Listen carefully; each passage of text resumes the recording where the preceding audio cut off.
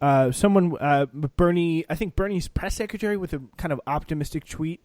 I know it feels like a long way off, but I'm really looking forward to Booker, Morris, and Cisneros winning 2022 primaries. We can only hope.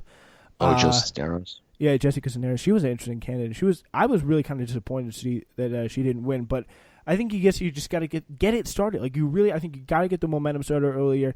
And I really think probably the most impressive win I've ever seen out of them all had to have been Cori Bush. Like that was like he was taking that seriously. He had run against pretty much dealt with her for what 4 years now, two election cycles, and it really has been quite something to see.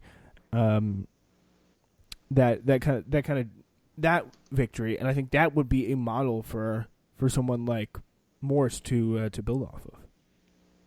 Yeah, I definitely would agree. I mean, Cori Bush definitely did come out of nowhere. And also, it's funny. Did you see the thing with the RNC? What they did with Cori Bush, with the two people with the guns who came out of their house? So they invited those two people to go on to the McCloskeys, RNC. Yeah, that I know about. Yeah, and they were like talking about how the Democrats turned so radical because they put Cori Bush, who like led the protests that went outside my house, like. Yeah, just like the idea that people are walking by protesting on a city street was like that was enough to freak them out. Yeah. Let's see what we got. This is like, a lot of interesting takes here. This is a funny take, from this guy Palmer Report on Twitter. He's a kind of MSNBC's type Democrat, very much into Russia business. Ed Markey defeated Joe Kennedy. Richard Neal defeated Alex Morse. The trend here isn't progressive versus establishment. The trend here is that incumbents both won. It appears voters are finally tired of primary challenges against solid incumbent Democrats. Let's move on. Like, this is a guy who wouldn't even look at Trump's tax returns, which is something, if you probably pulled the main parts of the Democratic base, Richard Neal, they would be dying for it. And especially Palmer Report. I don't know if you're familiar with Palmer Report, but they are big. They're people who are just absolutely obsessed with the Russia kind of stuff. If you get like they would have loved the tax reports. They're the type of people who like throw the orange man in prison. Like that's what they're about. But they still. Well, I mean, they aren't wrong though about the thing with it's in common, because like a lot of the people who I was calling while I was volunteering for Kennedy's campaign, they always would say whoever really was the incumbent they're going to be voting for, because they don't really see a reason not to. Like, even though a lot of people don't know. Yeah, I do think feel like that is kind of a standard political mindset. Like that's the default position. Definitely, without a doubt, it is. All right, so let's play a little bit game here. We are just probably about all good on time here. Do apologize for making you wait for this news flash, but I hope it well worth a wait. An hour and 30 minutes there for you. Long time. Yeah, really flew by. If you had to say a statement on the Markey Kennedy race, the Neal Morse race, and the Biden-Trump race, which would it be? What would those statements be?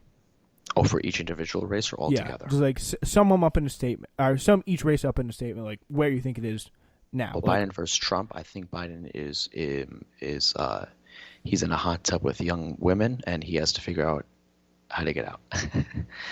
He's in a little sticky situation. That's what I'm trying to say. Okay. Yeah, it's just weird though.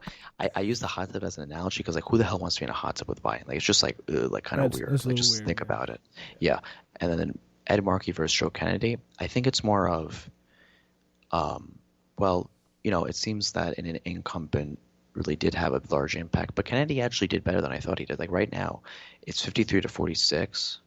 Which is actually much closer than I would have thought. Like, because that recent poll, which I, by the way, said I knew it was going to be false. I knew it. It said, like, what was it, 56, 43, 42? It was absurd what the difference of it was.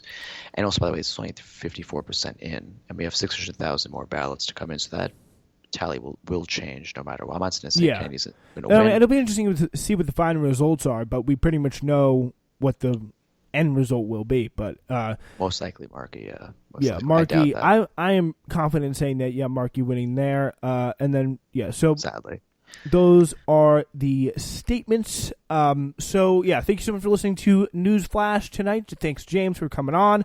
We Thanks for will be having me. back Thursday with a normal episode, and Friday we'll have Uncultured, and it's just about fall, start of kind of a new year. This is really the New Year's for me, as someone who's in school. So we'll have a new podcast coming for you. Some new updates on podcasts coming for you also very soon. So stay tuned for that. This has been Newsflash, covering some of the primaries for you. Thanks so much for listening. Have a great rest of your night.